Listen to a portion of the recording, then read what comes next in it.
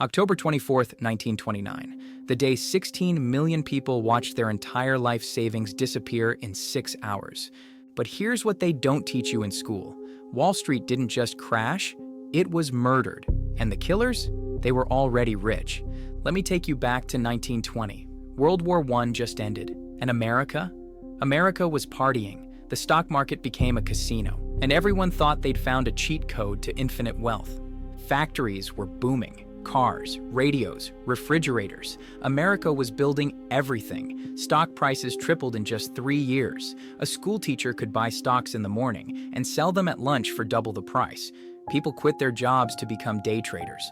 But here's the dirty secret nobody saw coming. It was all fake. The entire boom was built on something called margin buying, which is just a fancy Wall Street term for gambling with money you don't have. Here's how it worked. You could buy $1,000 worth of stock by only paying $100 of your own money. The bank would loan you the other $900. Sounds genius, right? Until the stock drops. And suddenly, you owe the bank money you never had.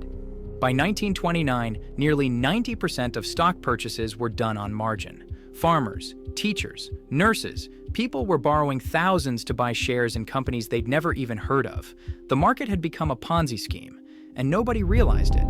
Then, the cracks started showing. In September 1929, a few smart investors noticed something terrifying. Stock prices had gone up 400%, but actual company profits? They'd barely moved at all. The wealthy elite, the Rockefellers, the Morgans, the Kennedys, they knew what was coming. And here's the part that should make you furious. They quietly started selling, weeks before the crash.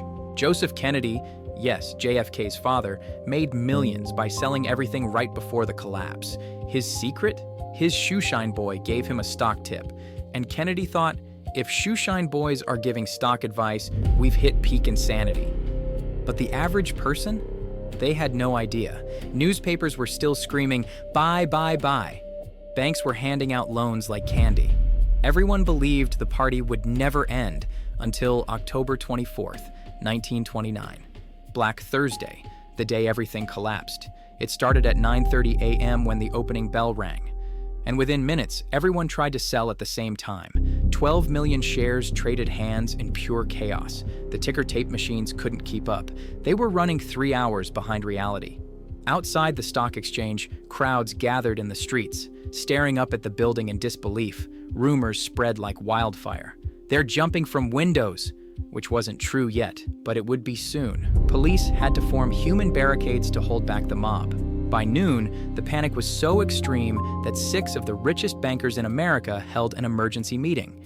J.P. Morgan's son, the head of Chase, the president of National City Bank, they pooled $240 million to try and stop the bleeding. They bought stocks at any price, desperate to create artificial confidence.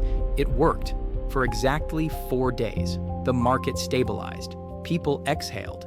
The newspapers declared victory. Crisis averted. But then came Tuesday, October 29th, and this time, there was no saving it. Black Tuesday was the apocalypse. 16 million shares sold in a single day, a record that wouldn't be broken for 40 years. But here's the thing, there were no buyers. Everyone was selling. Nobody was buying. Stock prices didn't just fall, they evaporated. General Electric stock dropped from $403 to $34. U.S. Steel? From $262 to $22. Radio Corporation of America went from $505 to $28. In 2 weeks, $30 billion in market value just disappeared. That's $500 billion in today's money. Gone. And remember all those margin loans? Banks started calling them in. Pay us back. Now. But people couldn't. Their stocks were worthless. Families lost everything. Homes, savings, businesses. Suicides spiked. Men jumped from office buildings. One investor shot himself on the trading floor. But the crash? That was just the beginning. The real horror was what came next. The Great Depression. See, when the market died, it took everything with it. Banks had invested customer deposits in stocks. So when stocks crashed, banks went bankrupt. Over 9,000 banks failed. Imagine waking up one morning and the bank just doesn't open. Your entire life savings, every dollar you worked for, every penny you saved, just gone. No insurance, no bailouts, no government rescue. You're just broke. Within a year, unemployment hit 25%. 1 in 4 Americans had no job, no income, no hope. Factories shut down, farms foreclosed, bread lines stretched for blocks, grown men standing in line for hours just to get a piece of stale bread and watery soup.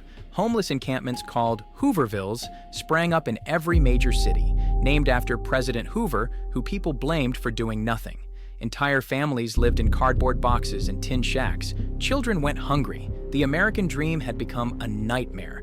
The Dust Bowl made it even worse. Years of overfarming turned the Midwest into a literal desert. Massive dust storms, black blizzards buried entire towns. Farmers abandoned their land and migrated west, only to find no jobs there either. The Depression lasted 10 years. An entire generation grew up in poverty. And here's the part that should terrify you. The government had no idea how to fix it. They tried everything. Nothing worked. What finally ended the Depression? World War II. Think about that. It took the deadliest war in human history to fix the economy. Millions had to die, just so factories could start producing again. That's not a solution. That's proof the system was fundamentally broken. So what did we learn from 1929? Apparently, nothing. Because in 2008, we did the exact same thing. Different decade, same greed. Banks lending money people couldn't pay back. Speculation running wild. Sound familiar? The Great Depression proved something terrifying. That your entire life savings can vanish overnight, and the people who caused it, they walk away rich. The crash of 1929 redistributed wealth from the middle class straight into the pockets of those who sold early. Joseph Kennedy, the guy who sold before the crash, he used his millions to buy up assets for pennies during the Depression.